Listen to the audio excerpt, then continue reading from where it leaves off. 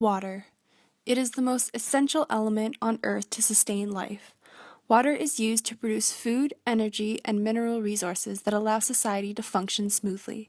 Adults are made up of approximately 60% water, and the brain is 85% water. Humans can only survive about a week without water. The Earth is a unique planet in our solar system in that 70% of the Earth is covered in it. Of that 70%, 97% is saltwater, which is undrinkable. That leaves humans with approximately 2.5% of usable water on the Earth.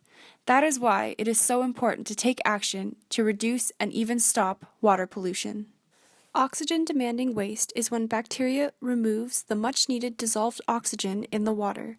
This occurs when too much biodegradable or organic matter ends up in the water, allowing microorganisms to use up more oxygen. This is a result from sewage, waste, and grass and leaves that end up in non-moving waters. The effects of oxygen-demanding waste are: it can kill shellfish and other aquatic insects that are essential to the ecosystem. Carp and catfish dominate the water, and there can be more production of harmful toxins such as ammonia and sulfide. Another source of water pollution is excessive plant nutrients. This is a result of high concentrations of nutrients such as nitrogen and phosphorus. This source of high nutrients in the water can be from wastewater, fertilizers, or sewage water. Excessive nutrient levels can produce a rapid growth of aquatic plants that include algae. In some rare cases, it produces a toxic algae called harmful algae bloom.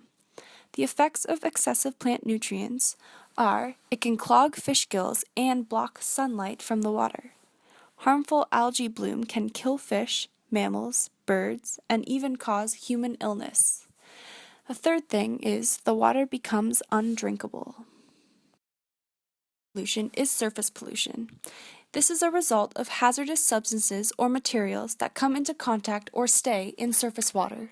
In some countries, waste such as paper, food, plastic, rubber, and aluminum is dumped into the ocean or body of water. Most garbage, such as plastic, starts on land and is carried out to sea by wind or rain. Surface pollution, especially plastic, takes long amounts of time to decompose, therefore allowing a buildup of waste in the water. The effects of surface pollution are: it can cause wildlife and aquatic plant deaths from eating, or more specifically, getting tangled in plastic. It releases toxins from the plastic into the water, potentially causing cancer. And the economy takes a hit as tourism is lost, money is spent on cleanups, and it damages aquatic industries. Water pollution are pathogens. These are microorganisms that cause waterborne diseases, viruses, and bacteria to thrive. The source of these pathogens are primarily human and animal fecal waste due to inadequate sewage treatment. This has become a huge problem in underdeveloped countries, but can occur in developed countries due to overflows of combined sewage systems, poorly managed animal farms, or broken sewage systems.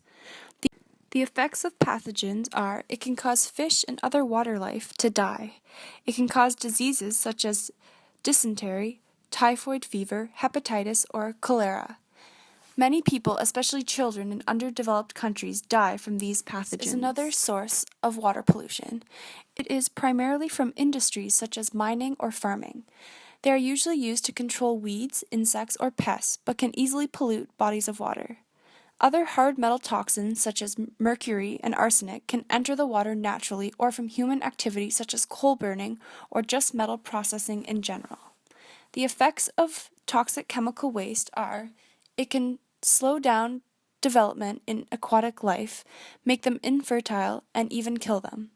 Heavy chemical toxins in small doses in water can attack the nervous system of humans and damage the respiratory system. It can also affect hearing, sight, and feeling in humans. Another source of water pollution is oil spills. This can be a result from a number of different things. In 1989, it occurred because of a supertanker accident off the coast of Alaska. 200 million gallons of oil was spilled off the coast of Louisiana in 2010 due to a natural gas explosion. In 1991, during the Persian Gulf War, 200 million gallons of oil was deliberately dumped by Iraq in offshore Kuwait. The effects of oil spills are it can kill massive amounts of aquatic and land animals. Oil can get stuck on the feathers of birds that prohibit them from flying. After several months, oil becomes a thick asphalt substance that is extremely harmful to birds, fish, and shellfish. There are many large and small-scale solutions to help with the water pollution problem. The most deadly pollutants are pathogens that kill around 2 million people in underdeveloped countries per year. Here are some sustainable solutions to the water pollution crisis. Proper sewage treatment is essential at providing clean water and dramatically decreasing pathogenic organisms that cause waterborne diseases. Updated and fully functioning sewage treatment plants in urban areas would help with the water pollution crisis. There also needs to be separate sewage systems.